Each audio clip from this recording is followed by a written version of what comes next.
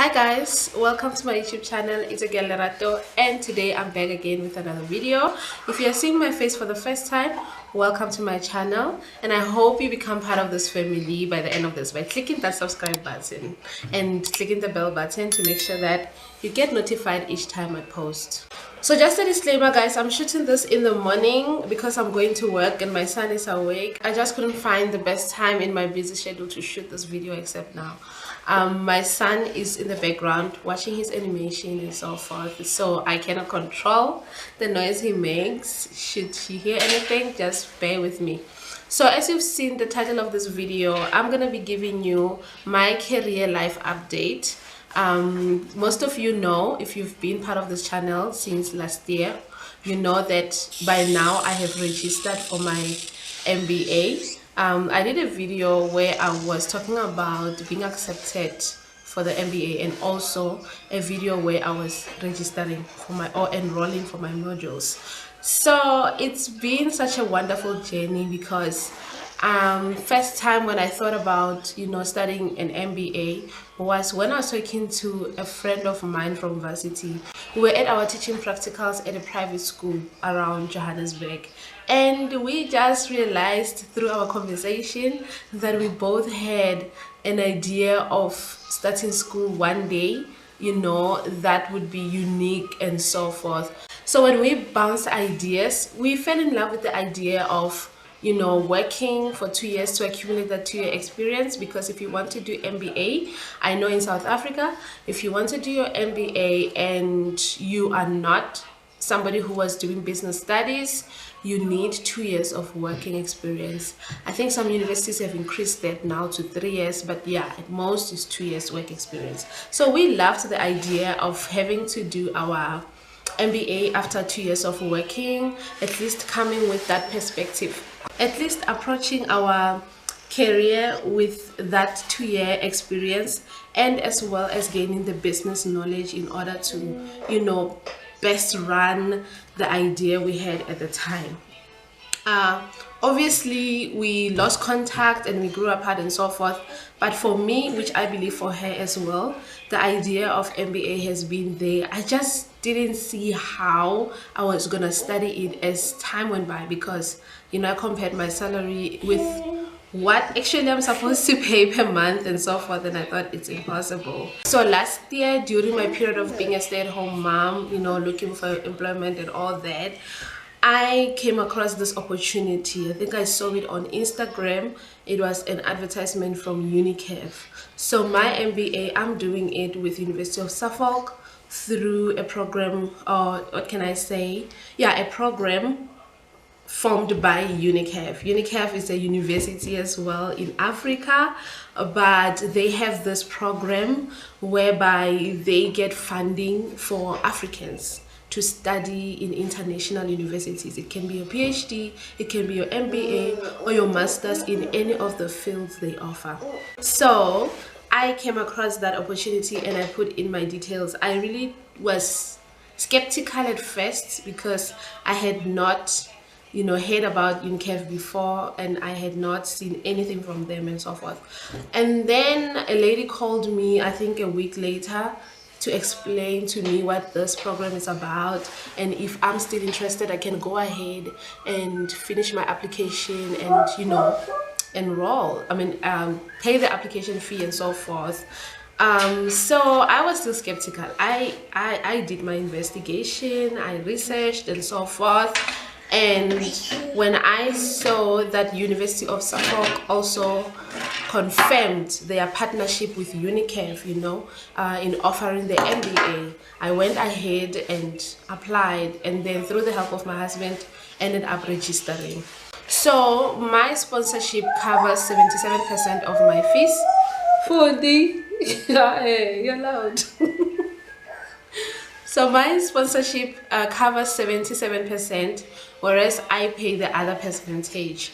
And I think on my last module, what can I say? On the last module, I'm trying to calculate here how much I paid myself. I know that I paid 5,000 something for registration, and then afterwards, because because University of Suffolk is in UK. It's a university. It offers different programs from undergraduate to postgraduate. So when every payment I make it in pounds. So I always have to convert between rands and pounds and so forth. So pounds to rands.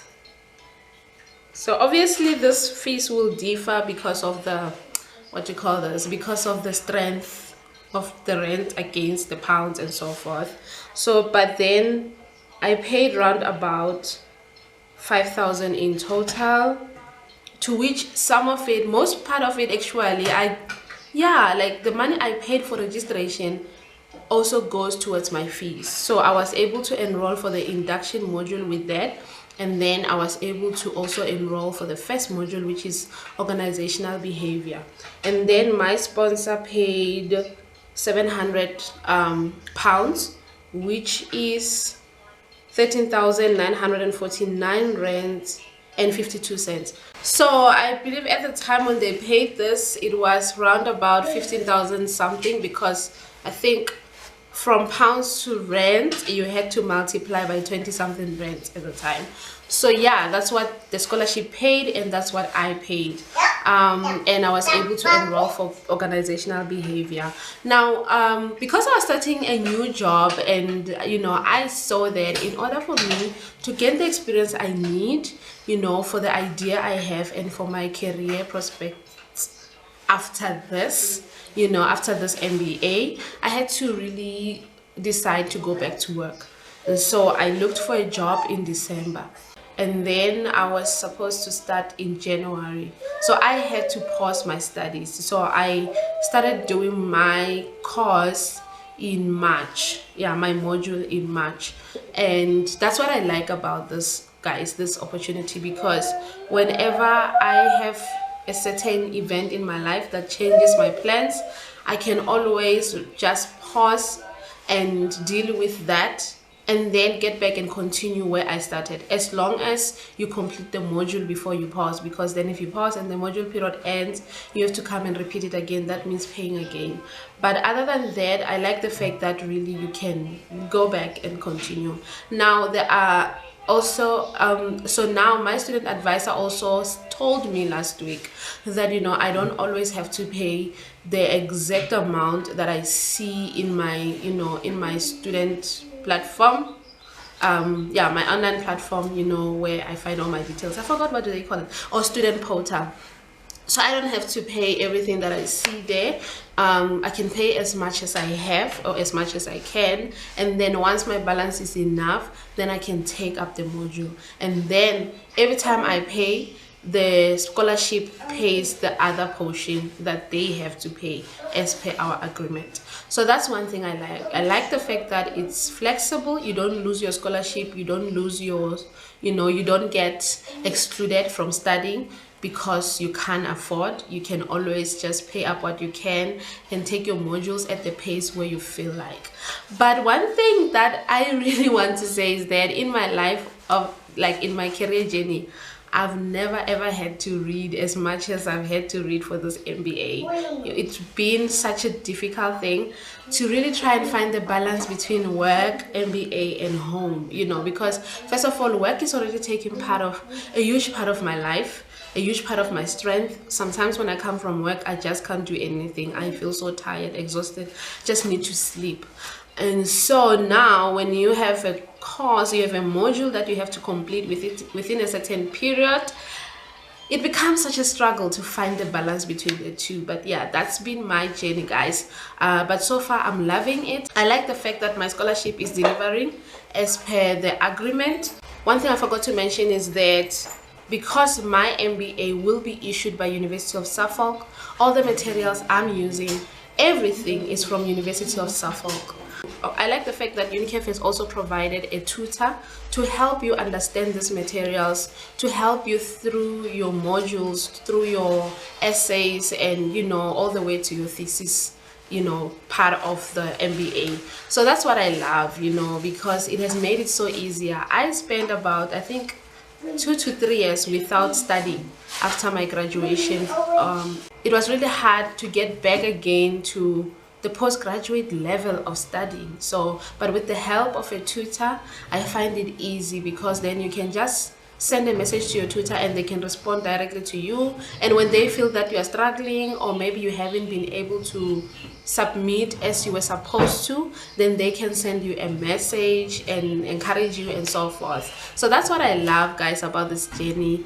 I'm projecting that probably by December I'll be writing up my thesis, about to submit, and or hopefully by January 2022 I'll be submitting my thesis. That's what I'm praying for and I'm hoping for. And guys, I'll come back to you guys and update you more about my journey.